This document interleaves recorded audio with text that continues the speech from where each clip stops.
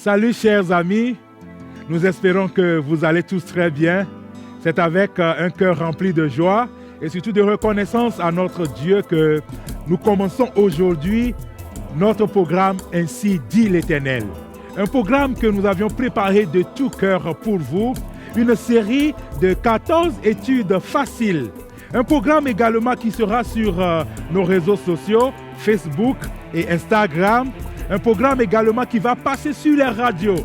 Donc, assurez-vous que le programme Ainsi dit l'Éternel passe dans la radio, dans la ville dans laquelle vous êtes. Nous avions prévu aussi une revue spéciale qui va accompagner ce programme. Elle est gratuite, cette revue. Vous pouvez la voir sur Internet. Vous pouvez la voir gratuitement aussi dans les églises adventistes qui se trouvent dans vos villes.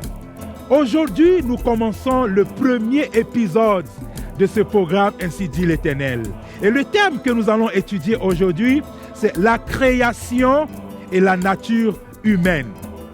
Croyez-vous que Dieu a créé toutes choses? Croyez-vous que Dieu nous a créés et qu'il a un plan merveilleux pour chacun de nous? Je vous invite à prendre votre Bible et nous allons commencer par une prière.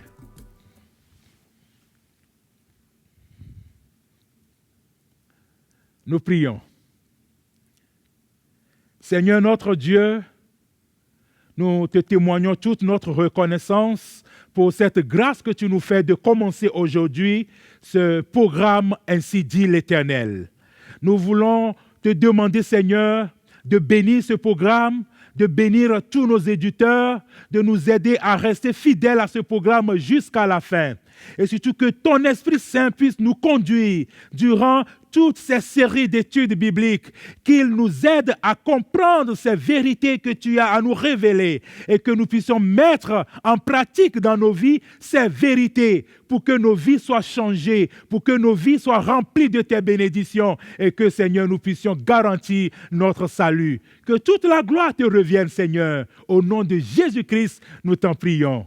Amen. Tout ce qui existe dans ce monde exprime l'ordre. Tout ce qui existe exprime les attitudes. Tout ce qui existe exprime la ponctualité, exprime la beauté. Et la question est, tout ceci peut-il être le fruit du hasard? Qui a créé toutes ces choses?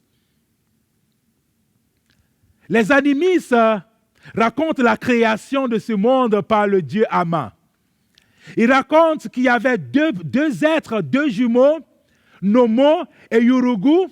Nomo était le dieu de la fertilité et Nomo a été sacrifié, n'est-ce pas, pour purifier la création qui était souillée par son frère jumeau, qui était le dieu de l'austérité. Et l'histoire nous dit que lorsque Nomo s'est ressuscité, il est descendu sur cette terre, sur un arc, avec 4 autres jumeaux, et que ces 4 autres jumeaux seraient les ancêtres des hommes, les ancêtres des animaux, les ancêtres de la végétation, toutes ces choses qui ont peuplé cette terre. Et quand nous allons chez nos amis, les musulmans, le Coran parle de la création de ce monde par Dieu. Le Coran raconte que le ciel et la terre étaient ensemble avant d'être séparés. Le Coran parle de Adam comme le premier homme sur la terre et parle aussi de Ève qui est appelée dans la tradition musulmane Hawa comme la première femme aussi sur la terre. Le Coran raconte la création de ce monde en 6 jours et la création de ce monde par Dieu, comme dans la Bible, le livre de la Genèse aussi la raconte. Et quand nous venons dans la Bible, les premiers chapitres du livre de Genèse sont une authentique description de la création. Je vous invite à prendre votre Bible et nous allons lire ensemble cette histoire de la création dans le premier livre de la Bible, c'est-à-dire Genèse. Dans Genèse chapitre 1, à partir du premier verset, le premier verset nous dit « Au commencement, Dieu créa les cieux et la terre. La terre était informe et vide. Il y avait des ténèbres à la surface de l'abîme et l'Esprit de Dieu se mouvait au-dessus des eaux. Voici la condition de la terre avant d'être créée.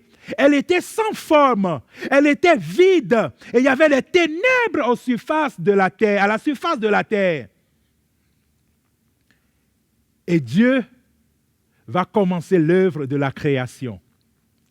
À partir du verset 3, nous lisons, Dieu dit que la lumière soit, et la lumière fut. Ce fut alors le premier jour de la création. Dieu a créé la lumière et Dieu a séparé la lumière d'avec les ténèbres. Dieu a appelé la lumière jour et a appelé les ténèbres nuit. Et ce fut le premier jour. Et quand Dieu a vu ce qu'il venait de créer, il a dit ceci était très bon. Le deuxième jour, Dieu a créé le firmament. Au verset 6, Dieu dit qu'il y a une étendue entre les eaux et qu'elle sépare les eaux d'avec les eaux. Et Dieu fit l'étendue et il sépara les eaux qui sont au-dessus de l'étendue d'avec les eaux qui sont au-dessus de l'étendue. Et cela fut ainsi. Dieu appela l'étendue ciel. Ainsi il y eut un soir et il y eut un matin. Ce fut le second jour. Le deuxième jour, Dieu a créé l'étendue, Dieu a créé le firmament, Dieu a créé les nuages, le ciel que nous voyons au-dessus de notre tête. Et quand il a fait, il a dit, ce fut très bon. Le troisième jour, Dieu a demandé aux eaux de se rassembler pour laisser la terre sèche apparaître. Et alors, les eaux se sont rassemblées pour former les océans, pour former les mers, les fleuves, les rivières que nous connaissons aujourd'hui. Et la terre sèche est apparue. Cette terre sèche sur laquelle nous marchons, sur laquelle nous cultivons aujourd'hui. Et après, Dieu a demandé que les poissons puissent remplir les eaux. Dieu a demandé qu'il y ait de la verdure sur la terre, qu'il y ait de l'herbe sur la terre. Et ainsi de suite. Nous voyons la progression dans l'œuvre créatrice de Dieu. Jusqu'au 6e jour, où 3 choses spéciales vont se passer. La première, Dieu va créer les animaux qui devaient peupler la terre. Dieu a créé les animaux. Et la deuxième chose que Dieu a fait le 6e jour, il a créé l'homme. Au verset 26 et verset 27, nous lisons, « Puis Dieu dit, faisons l'homme à notre image, selon notre ressemblance, et qu'il domine sur les poissons de la mer, sur les oiseaux du ciel, sur le bétail et sur toute la terre, et sur tous les reptiles qui rampent sur la terre. » Le verset 27, Dieu créa l'homme à son image. Il le créa à l'image de Dieu. Il créa l'homme, il créa la femme. Le récit de la création nous dit, depuis le premier jour jusqu'au 6e jour, Dieu appelait les choses et les choses venaient à l'existence. Mais en ce qui concerne la création de l'homme, les données ont changé. Comme on le dit dans notre jargon, Dieu a mouillé maillot, Dieu a retroussé les manches, Dieu s'est abaissé, a formé la poussière de la terre, Dieu a soufflé dans les narines de l'homme et l'homme est devenu une créature vivante. Ainsi a été la création de l'homme, qui a été créé à la ressemblance de Dieu, qui a été créé à l'image de Dieu. Après avoir créé l'homme, Dieu l'a doté du libre arbitre. Dieu l'a doté du libre choix. L'homme était libre de faire lui-même ses propres choix, de décider ce qu'il voulait. Et le récit de la création nous raconte quelque chose d'inattendu, quelque chose de malheureux qui est arrivé à l'homme. La Bible nous dit que lorsque Dieu a fini de créer toutes choses, a créé l'homme, il a planté un jardin en Éden. Il a mis l'homme dans le jardin et il a demandé à l'homme de cultiver, de prendre soin de ce jardin. Et Dieu, n'est-ce pas, a mis un arbre au milieu de ce jardin. Et Dieu a défendu à l'homme de manger du fruit de cet arbre. Dieu lui a dit, le jour où tu en mangeras, tu mourras. Mais Satan, notre ennemi à nous tous, le grand menteur, s'est introduit dans le jardin d'Éden sous forme d'un serpent. où il a trompé, n'est-ce pas, la femme. Il a dit à la femme, non, vous n'allez pas mourir, mais vos yeux s'ouvriront lorsque vous mangerez du fruit de cet arbre. Vous serez comme des dieux. Et nos premiers parents ont été séduits par le mensonge de Satan. Ève a pris du fruit de cet arbre, en a mangé, en a donné à son mari qui en a mangé aussi. Et nos premiers parents, Adam et Ève, venaient de désobéir à Dieu. Venaient, n'est-ce pas, de pécher. Car le péché, c'est la transgression de la loi. Alors la condition de l'homme va changer. L'homme, la nature de l'homme sera maintenant corrompue. Les pensées de l'homme vont se tourner tous les jours vers le mal. Et non seulement la nature de l'homme sera corrompue, même l'environnement a été maudit à cause du péché de l'homme. L'homme devait souffrir pour avoir son pain quotidien. La femme devait souffrir, gémir pour procréer. Ainsi, la souffrance est entrée dans le monde. Mais Dieu n'a pas abandonné l'homme. Alléluia. Dieu n'a pas abandonné l'homme dans cette souffrance. Dieu a prévu un plan merveilleux pour l'homme. Ce plan merveilleux qui est le don gratuit de son Fils Jésus-Christ, qui devait venir plus tard dans ce monde, mourir à la croix pour le salut de l'homme. Je t'invite à prendre ta Bible, à lire, n'est-ce pas, ce plan merveilleux que Dieu a fait pour l'homme, dans l'expression, dans la démonstration de son amour pour l'homme. Dans Jean 3, le verset 16. Jean 3, le verset 16 nous dit, « Car Dieu a tant aimé le monde qu'il a donné son Fils unique, afin que quiconque croit en lui ne périsse point, mais qu'il ait la vie éternelle. » Quelle belle promesse! Quelle belle promesse pour un Dieu qui aime. Il nous a donné son Fils unique pour mourir à notre place, pour que nous soyons sauvés à travers son Fils. C'est vrai, le don de Dieu est gratuit. Et qu'est-ce que nous faisons avec ce don? Souvent, dans nos anniversaires, lorsque les gens nous offrent des cadeaux, nous les recevons. Nous sommes contents et nous remercions de tout cœur ces personnes. Dieu nous a fait un don, qui est le don de son propre Fils. Et c'est une grâce que Dieu nous a fait. Nous n'avions rien fait pour mériter cela. Que faisons-nous de ce don?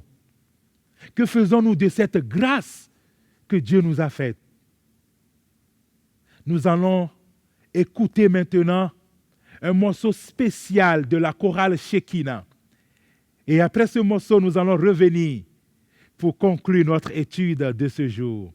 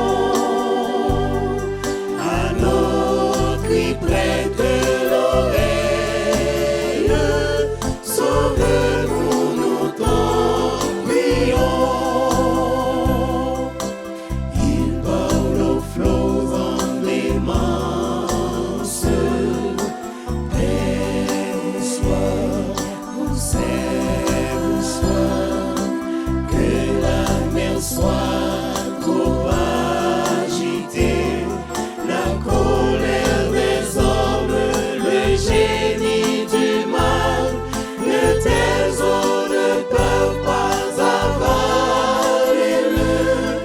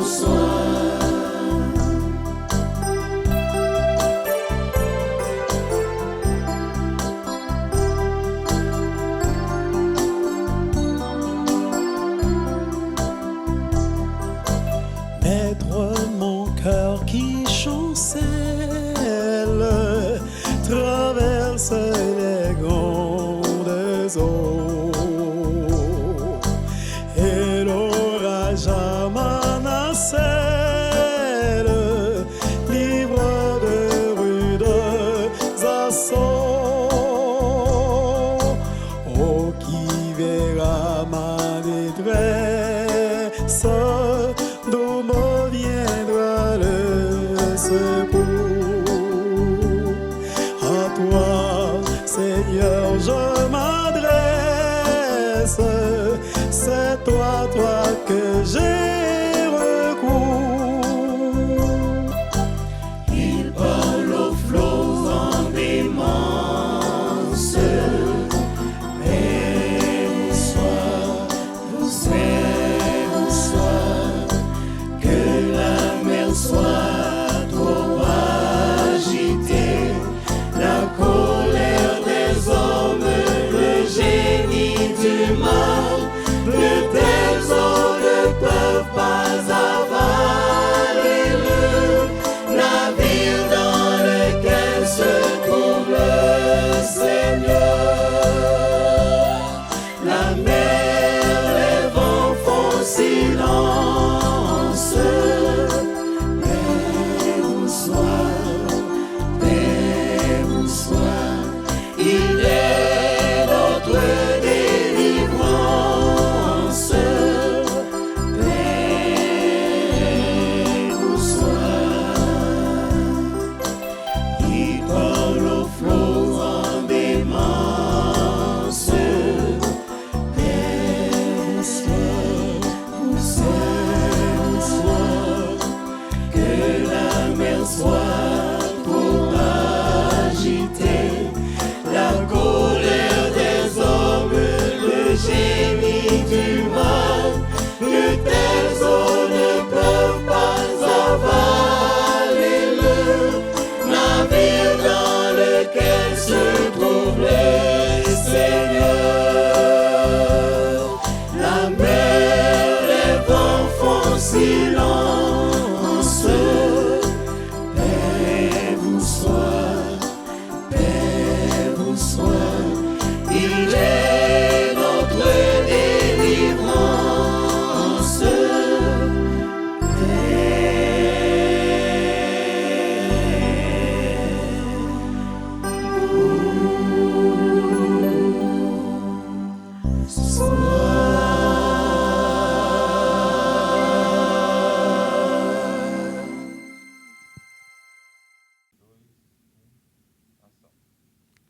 Merci à la chorale Shekinah pour ce merveilleux chant. Nous venons de voir dans notre étude d'aujourd'hui que Dieu a créé toutes choses que nous voyons. Dieu a créé le ciel, Dieu a créé la terre et tout ce qu'elle renferme. Et Dieu nous a créés à son image, selon sa ressemblance. Mais par notre désobéissance, notre nature a été changée. Notre nature a été corrompue et nous souffrons tout ce que nous avons aujourd'hui dans notre monde. Mais nous avons vu aussi dans notre étude que Dieu, par amour, ne nous a pas abandonnés dans cette nature. Dieu nous a donné son Fils unique pour mourir à notre place, pour restaurer notre nature, pour nous redonner ce bonheur que nous avions perdu au ciel. Acceptes-tu ce sacrifice de Jésus, ce sacrifice qui est le remède contre le péché, Jésus qui est l'agneau qui ôte le péché du monde? L'acceptes-tu? Acceptes-tu son sacrifice?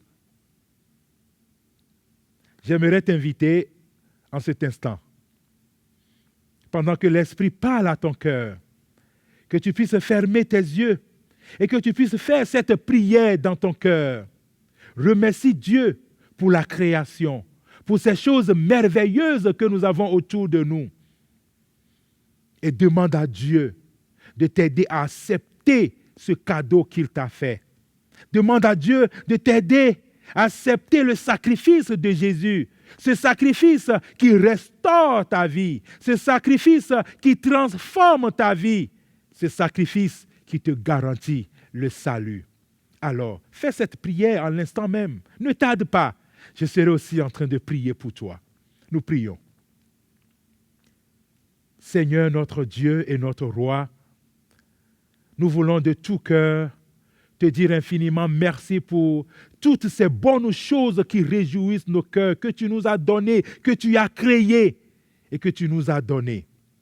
Seigneur, nous voulons te dire infiniment merci pour le libre arbitre que tu nous as donné pour pouvoir faire les choix de nous-mêmes. Nous voulons, Seigneur, reconnaissant le sacrifice de ton Fils Jésus-Christ comme le remède contre le péché, nous voulons accepter ce sacrifice et nous prions, Papa, que tu nous aides à accepter ce sacrifice et que ce sacrifice puisse nous restaurer, que ce sacrifice puisse nous aider à nous transformer, à retrouver notre nature d'avant.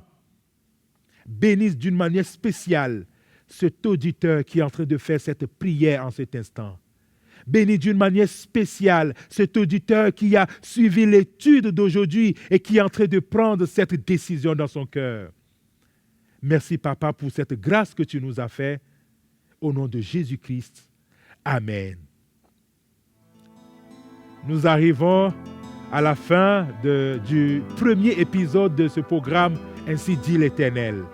Et nous rappelons que ce programme est aussi sur les réseaux sociaux, sur notre page Facebook et Instagram. Et aussi ce programme passera dans les radios. Alors assurez-vous que ce programme passe dans la radio, dans la ville où vous habitez. Et nous avions aussi une revue qui accompagne ce programme. Elle est gratuite. Vous pouvez la voir sur Internet ou, n'est-ce pas, directement la voir physiquement dans une des églises adventistes de votre vie. Ne tardez pas, allez-y, parce que vous aurez plus d'informations et sur ce programme et sur les études que nous allons faire.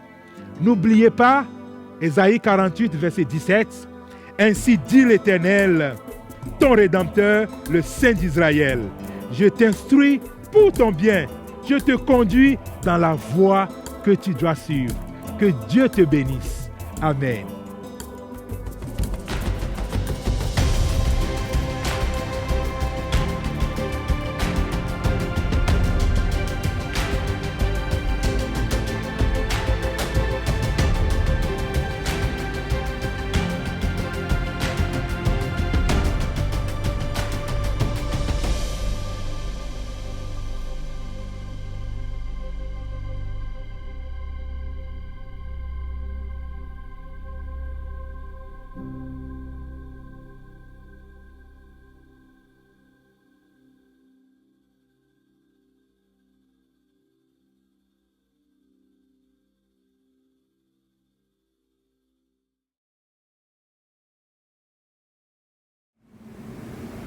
Salut chers amis, nous sommes très contents de vous compter parmi nous dans le cadre de l'émission Ainsi dit l'Éternel. Aimez-vous cette émission? Souhaitez-vous en savoir plus sur l'église adventiste du 7e jour? Toutes nos églises sont des portes ouvertes pour vous recevoir. Maintenant, vous allez voir un peu plus de ce que l'église adventiste est en train de faire dans quelques pays de l'Afrique. Que Dieu vous bénisse.